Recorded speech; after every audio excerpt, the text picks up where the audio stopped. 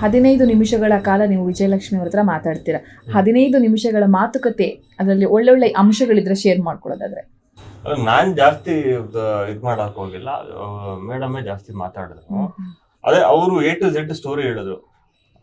Starting ಇಂದ ನಾವು ಅಲ್ಲಿ ಹೋಗಿದ್ದು ಸೈನ್ ಹಾಕ್ಸ್ಕೊಂಡ್ ಬರೋದಕ್ಕೆ ಹೋಗಿದ್ದು, ಆಮೇಲೆ ದರ್ಶನ್ ಸರ್ ಏನ್ ಹೇಳಿದ್ರು, ಆಮೇಲೆ ನಮ್ ಬಗ್ಗೆ ಅಂದ್ರೆ ವಿನೀಶ್ ಅವ್ರ ಬಗ್ಗೆ ಏನಾದ್ರು ಇದೆಯಾ ಇಲ್ಲ ಕೆಲವೊಂದು ಕ್ಲಾರಿಟಿ ಅವರು ತಗೊಂಡ್ರು. ನಾನು ಅದಕ್ಕೆ ಸಿನಿಮಾ ನೋಡಿ ಅಂತ ಹೇಳಿದ್ರು. ಸಿನಿಮಾ ನೋಡಿದ್ರೆ ಕ್ಲಾರಿಟಿ ಸಿಕ್ಬಿಡುತ್ತೆ, ನೀವು ಸಿನಿಮಾ ನೋಡಾದ್ಮೇಲೆ ಕ್ಲಾರಿಫಿಕೇಶನ್ ಬನ್ನಿ ಅಂತ ಹೇಳ್ಬಿಟ್ಟು ಸಿನಿಮಾ ತೋರಿಸ್ತಾರೆ. ತುಂಬಾ ಅದೇ ಮಾತುಕತೆ ಆಯ್ತು. ಮತ್ತೆ ವಿಶಸ್ ಚೆನ್ನಾಗ್ ಮಾಡಿದ್ರು ಅವರು. ನನಗೆ ಗೊತ್ತಾಯ್ತು ನೀವು ತುಂಬಾ ಕಮಿಟ್ಮೆಂಟ್ ಅಲ್ಲಿ ಇದೆಲ್ಲ ಮಾಡ್ತಾ ಇದ್ದೀರಾ ಸಿನಿಮಾಗಳು ಅಂತ.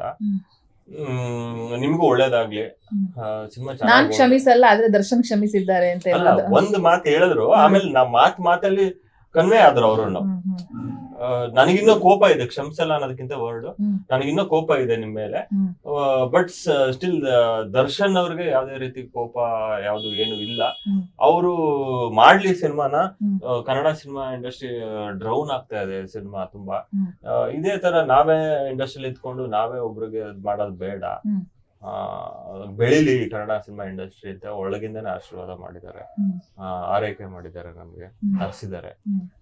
ಖುಷಿ ಆಗುತ್ತೆ. ಎಷ್ಟು ಕಷ್ಟ ಸರ್, ಪ್ರೊಡ್ಯೂಸರು ನೀವೇ, ಹೀರೋನು ನೀವೇ, ಎಲ್ಲ ಬ್ಯಾಲೆನ್ಸ್ ಮಾಡಿದ್ ಹೆಂಗೆ ಅಂತ ಹೇಳಿ ನೀವು ಅಂದ್ರೆ ಹಿಂದೆ ಮಾಡ್ಕೊಂಡ್ ಬಂದಿದ್ರಿ. ಬಟ್ ಈ ಸಿನಿಮಾ ಅಂತ ಬಂದಾಗ ಒಂಥರ ನಿಮ್ಗೆ ಯಾವತ್ತು ಸ್ಪೆಷಲ್ ಆಗಿ ಉಳಿಯುವಂತ ಸಿನಿಮಾ. ಸೊ ಹೇಗ್ ಬ್ಯಾಲೆನ್ಸ್ ಮಾಡಿದ್ರಿ? ಆಕ್ಚುಲಿ ಸಿನಿಮಾ ಪ್ರೊಡ್ಯೂಸರು ಬೇರೆ ಇದ್ದಿದ್ದು ಸ್ಟಾರ್ಟ್ ಮಾಡಿದಾಗ ಅದು ಸ್ವಲ್ಪ ಟ್ವಿಸ್ಟ್ ಟರ್ನ್ ತಗೊಂಡಾಗ ಬಿಟ್ಬಿಟ್ರು. ಬಿಟ್ಟಾದ್ಮೇಲೆ ಇವಾಗ ನನ್ನ ಇದಕ್ ಬಂತದು, ನಾನೇ ಮಾಡ್ತೀನಿ, ನಾನೇ ಮುಗಿಸ್ತೀನಿ ಅಂತ ಹೇಳ್ಬಿಟ್ಟು ಆಮೇಲೆ ಮುಗಿಸಿದ್ದಿನ. ಕೋರ್ಟು ಕೇಸು ಅಂತ ಬಂದಾಗ 100% ನನಗೆ ಗೊತ್ತಿಲ್ಲ, ಆ ದೇವ್ರ ಶಕ್ತಿ ಕೊಟ್ಟಿದೆ ಅಷ್ಟೇ ನಮ್ಗೆ. ನಾವಿಲ್ಲ ಅಂತ ಹೇಳಿದ್ರೆ ಆಗ್ತಾನೆ ಇರಲಿಲ್ಲ ಬಿಡಿ.